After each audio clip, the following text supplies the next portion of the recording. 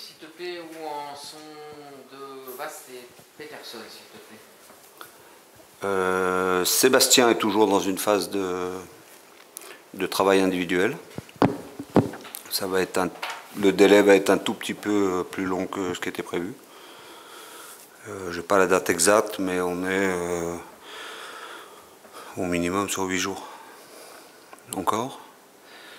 Avant la reprise avec le groupe. Oui. Autrement, Isaac, lui, il a repris l'entraînement. Donc il n'a pas de souci, il peut postuler, il est apte à jouer. Voilà. Après,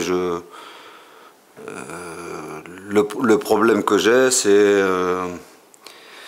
c'est que comment on fait pas de match, il n'a pas de repère. Voilà. Alors il est apte à jouer parce que c'est pas un joueur qui n'a pas joué pendant un an, donc voilà, il est apte à tenir sa place, mais je réfléchis à trouver le bon moment pour l'incorporer. Parce que même si, bon, voilà, c'est un match qu'il joue et qu'il sera doublure, mais si jamais il nous arrive un pépin, il faut quand même qu'il ait des aptitudes à communiquer avec sa défense, à avoir des repères de jeu avec, et pour l'instant c'est compliqué puisqu'on ne peut pas mettre en place de match en dehors, et qu'il n'a pas assez d'entraînement pour qu'on puisse le faire. Et puis, comme on rentre dans une semaine à 3 matchs, à part la récupération, on ne peut pas mettre ces choses-là en place. Donc voilà, ça fait partie de la réflexion, mais en tout cas il est apte. Justement, tu parlais de l'enchaînement des matchs. 6 matchs en 22 jours, hein, depuis Grenoble jusqu'à... C'est intéressant.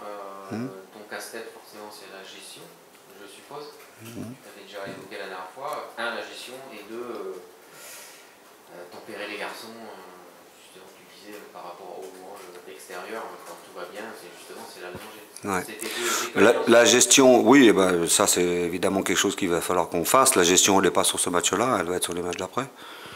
Entre Auxerre et Troyes, il y aura forcément une gestion à avoir. Ensuite, il y a la coupe. Et puis un autre match de championnat derrière. Mais bon. Pour l'instant, tout le monde est apte. On fait en sorte que les joueurs qui jouent peu ou qui n'ont pas joué fassent soient aussi dans une forme physique qui leur permette de pouvoir intervenir à tout moment. Mais bon, pour l'instant, la gestion, elle n'est pas du tout sur le match de Clermont. Elle va venir sur le match d'Auxerre et le match de Troyes. Alors les semaines se suivent, s'enchaînent. On est là face à toi tous les 3 ou 6 jours. C'est toujours pareil, ça gagne, tout baigne, pourvu que ça dure. Ben, on fait tout pour que ça dure. Mais après, je me répète souvent, mais le danger, c'est ça. Il faut à la fois avoir cette ambition de gagner tous les matchs. Il faut avoir cette ambition de continuer cette série le plus longtemps possible. Et il ne faut pas tomber dans la facilité, il ne faut pas tomber dans le relâchement. Donc voilà, c'est notre travail au quotidien. Mais je touche du bois sur ce que je vois à l'entraînement, sur ce que je vois dans l'investissement des garçons. Je ne sens pas un quelconque relâchement. Après, il y a aussi... ces matchs-là sont passionnants à jouer. Les 3 qui viennent là, alors c'est pas que je veux minimiser les autres, ils seront aussi compliqués, aussi difficiles et tout aussi importants pour nous. Mais on sent bien que tous les joueurs, tous les garçons ont envie de jouer ce match-là, donc tout le monde est prêt. On dit justement, enfin les observateurs, les spécialistes disent Auxerre, Clermont, Troyes, Toulouse, sûrement les 3 meilleurs footballs de Ligue 2 aujourd'hui actuellement. S'ils le disent, c'est que ça doit être vrai. Non, après, ouais, Clermont, c'est pas nouveau. Clermont, ça fait déjà un moment qu'ils ont le même coach. Il a des principes de jeu auxquels il ne déroge pas. Ils ont aussi un groupe qui, même s'il est un petit peu renouvelé, à 80%, ils ont le même effectif. Donc voilà, on sait aussi que ce sont des équipes qui ne changent pas d'organisation, de système par rapport à l'adversaire. Ils ont une façon de jouer et ils s'y tiennent. 3, c'est la même chose, même si lui, il a changé de système. Mais il a un groupe de joueurs qu'il avait déjà l'année dernière. Donc il a un an de travail avec tous ces joueurs-là. Bon, c'est quelque chose qui est quand même très important. En ce qui nous concerne, nous, on n'a pas tout ça. Mais C'est pour ça que je loue souvent l'investissement des joueurs et la qualité qu'ils ont.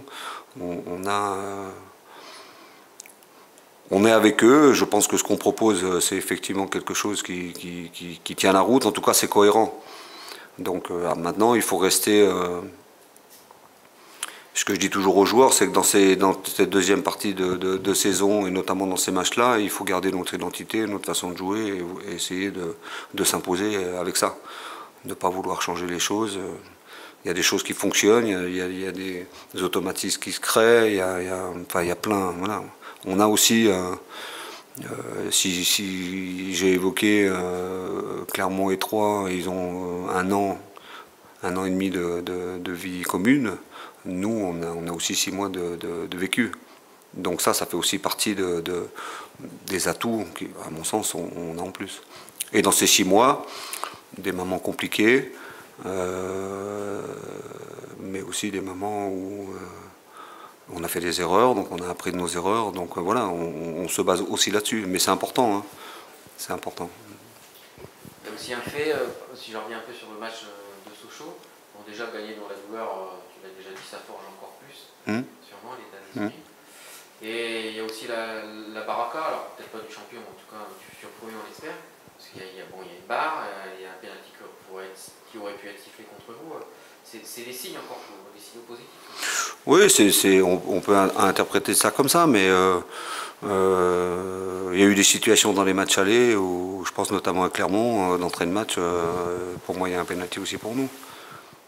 Donc qui n'a pas été sifflé. Donc c'est une question de dynamique tout ça. Après, donc moi je préfère parler de réussite plutôt de chance ou de baraka, mais c'est surtout c'est par rapport à ce qu'on met dans les matchs, par rapport au fait qu'on soit actif, par rapport qu'on va chercher des choses. Donc en ce moment ça tourne pour nous. Mais après il n'y a pas que ça non plus. Si je prends la première mi-temps de Sochaux, je pense qu'on s'est créé 3-4 situations où on aurait pu marquer 2-3 buts. Après, on a eu un gardien qui a fait des superbes arrêts. Après, le nôtre en a fait aussi. Donc voilà, je trouve que c'était un match qui était... ouais, je pense qu'il aurait dû avoir plus de buts pour les deux équipes. Après, si on compte le nombre d'occasions total, je pense que voilà, si chacune des deux équipes a émis toutes les occasions, je pense qu'on aurait été devant quand même. Et ça aurait fait un score qui m'aurait pas plu. Alors, on peut revenir aussi sur le match aller à Clermont. Vous aviez un expulsé, ça avait été serré, et finalement vous étiez revenu de Clermont-Ferrand avec le point du match nul. Est-ce que vous attendez au même type de match très serré entre deux formations en lutte pour la montée? Je pense que ça va être serré, ça va être un match qui va jouer sur les détails. Voilà, les forces en présence, on les connaît. Cette équipe-là, elle a un comportement à l'extérieur pratiquement comme à domicile. Elle joue, elle cherche à imposer son jeu. Nous, on fait la même chose. Alors je ne vais pas dire qu'il va y avoir une opposition de style, mais presque quand même. Mais voilà, je vous le dis souvent, tous les matchs en Ligue 2 sont compliqués, mais quand vous jouez, c'est les équipes voilà, des 3 premières places qui se rencontrent. Forcément, ça va donner des matchs. Ça va être un match où je pense qu'il y aura du rythme, ça va être un match qui va être âpre, c'est un match qui va jouer sur les détails. Voilà, puis après le football, des fois, nous réserve des surprises. Hein. Des fois, on s'attend à des matchs très serrés, très compliqués, et puis... on a des fois des... C'est ce qui fait aussi la magie du foot, mais je ne vais pas dire que c'est un avantage, mais dans la préparation de ce match, on sait contre qui on joue, on sait comment ils jouent, et on sait qu'ils ne vont pas changer parce qu'ils viennent chez nous. Donc voilà, et je pense que c'est la même chose. Justement, les 6 premiers se tiennent, malgré le bon rythme que vous avez. Est-ce que vous êtes surpris qu'il y ait déjà autant d'équipes qui soient toujours concernées par les accessites à la Ligue 1? Et est-ce que ce rythme aussi vous étonne? Si on se fie au précédent championnat de Ligue 2, oui, c'est une des premières, la première fois où il y a 5-6 équipes qui se tiennent en si peu de points. Alors ça donne, j'ai lu justement que mon collègue là, Laurent Batles disait que c'est bien, ça pousse tout le monde ça repousse un peu les limites de tout le monde.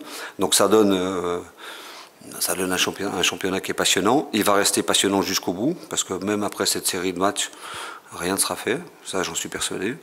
Et puis parce que vous avez une configuration du championnat aussi qui fait que jusqu'à la fin de saison, il n'y a pas un match qui compte pour du beurre, quoi. Que ce soit... parce que les objectifs des équipes, c'est le top 5. Donc vous avez plein d'équipes aujourd'hui qui sont 10e, mais qui peuvent aussi, en termes de points, revenir dans le top 5. Donc il y a 2 places pour monter, il y a ce top 5 qui donne droit à des barrages, et puis pour la descente, c'est pareil. Il n'y a que 2 qui descendent, et puis il y a toujours cette place de barragistes qui laissent encore une opportunité. Donc ça veut dire que même les équipes qui paraissent larguées, parce que j'ai lu ça quelque part sur les équipes du bas classement, ben, elles ne sont pas si loin, il y a 6 points. Et 6 points, c'est rien, il reste 17 matchs, je crois.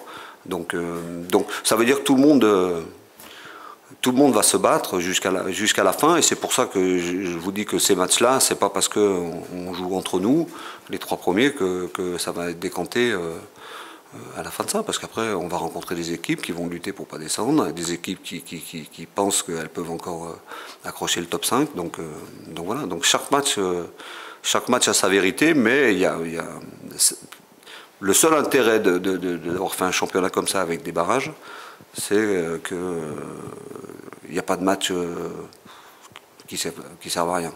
Voilà. Quand vous avez un championnat normal, quelquefois, 5-6 journées avant la fin, vous avez des matchs voilà, qui ne comptent pas trop, qui ne servent à rien. Voilà, les équipes savent qu'elles vont rester au milieu du tableau. Alors que là, tout le monde se bat pour quelque chose. Donc c'est sûrement passionnant pour les observateurs. Et puis nous, ça nous demande une concentration maximale à chaque match. Tu parlais justement des principes de jeu de Clermont. Tu peux nous parler un peu plus spécifiquement de leur 4-2-3 ? C'est une équipe déjà qui aime la possession, qui a une façon de sortir le ballon à 3. C'est une équipe qui allie des phases de possession avec une très bonne maîtrise technique. Ils ont un joueur là-dedans, Gastien aussi, qui est prépondérant là-dedans. Mais c'est une équipe aussi qui prend la profondeur. Alors ça ne veut pas dire que c'est une équipe qui balance, mais il y a des courses qui sont faites vers l'intérieur et dans le sens de la profondeur qui sont... voilà, c'est un petit peu la marque de fabrique de cette équipe. Donc, si vous la regardez jouer, vous n'avez aucune chance. Donc c'est une équipe déjà qu'il faut avoir un bloc compact, il faut avancer, il faut les empêcher de développer leur jeu. Parce qu'ils vont venir ici pour faire ça.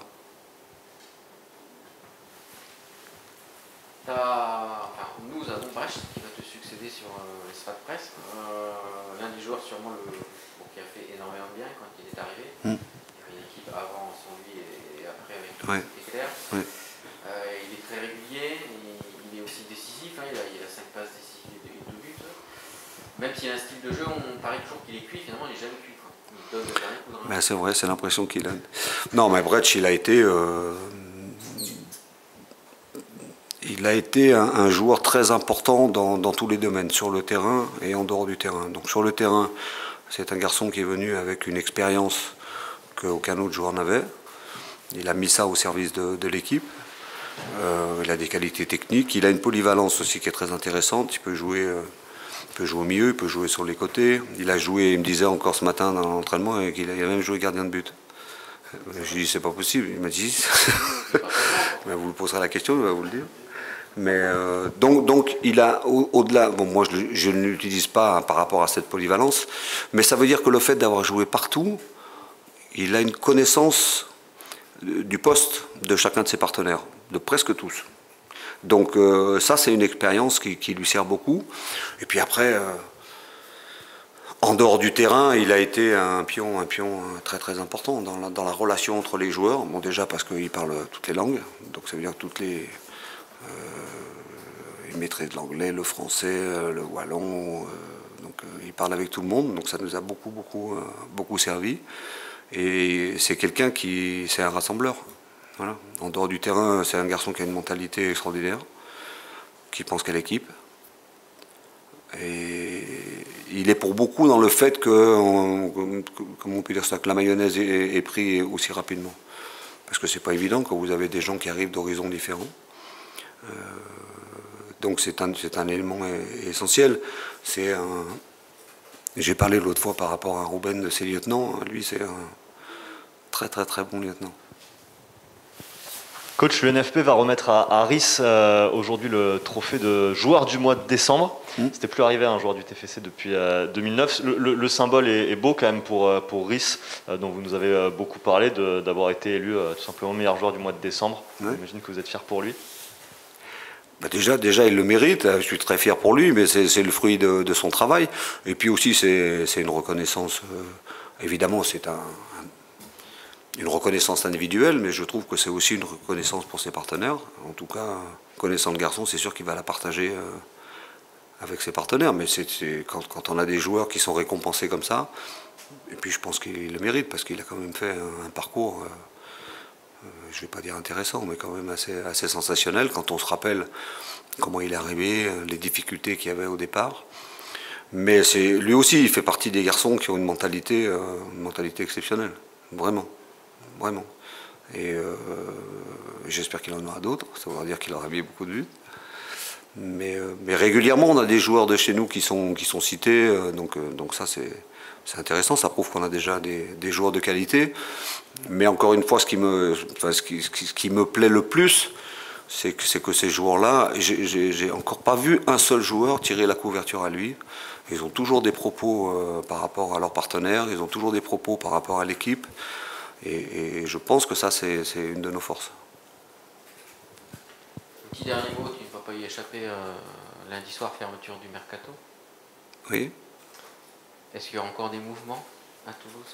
Je sais pas. Tu rigoles, tu souris. Mais moi, je suis comme Saint Thomas. Je suis comme Saint Thomas et je crois que ce que je vois. Donc, je sais pas. Mais c'est quoi la question? Est-ce qu'il y aura encore des arrivées, par exemple, en provenance des pays scandinaves, par exemple? Je sais pas. Non, mais je veux pas. Qu'est-ce que vous voulez que je vous dise? Il peut y avoir aussi des départs. Il peut y avoir aussi des départs. Par expérience, on sait que dans un mercato, tout peut se passer. Après, celui-là ne va pas échapper à la règle. Il va y avoir dans les dernières heures de ce mercato un mouvement important dans tous les clubs. Mais après, j'avais déjà évoqué l'été la difficulté des clubs sur le plan financier. On ne peut pas dire que le club soit mieux loti aujourd'hui sur ce plan-là. Donc des mouvements, est-ce qu'il va y en avoir? J'en sais rien. Après, pour revenir vraiment à la question, j'ai déjà évoqué ça avec vous, on a un groupe qui est là, qui fonctionne très bien. Et l'idée, c'est pas d'empiler les joueurs. Par contre, par rapport à notre philosophie, par rapport à ce qu'on veut construire et aussi par rapport à l'avenir, s'il y a des opportunités qui se présentent avec des bons joueurs ou des très bons joueurs, le club fait son travail. On regarde ce qu'on peut faire, ce qu'on ne peut pas faire. Voilà. Mais notre principal souci avec le président, c'est de pas casser la dynamique, de ne pas casser l'état d'esprit qu'il y a dans ce groupe-là. Voilà. Et après, on essaye aussi, ça aussi je l'ai évoqué avec vous, on essaye aussi de rendre heureux des gens qui sont malheureux chez nous, qui souhaitent partir et qui ne jouent pas. Donc là aussi, s'il y a des opportunités, évidemment qu'on fera les choses. Qu'on fera les choses. On a déjà évoqué les noms. Au moment où on se parle, les joueurs sont là. Alors après, il doit sûrement se passer des choses, mais vous serez avertis quand ça arrivera. On fera les comptes. Ben voilà. C'est bon pour vous, messieurs dames. Merci beaucoup. Merci.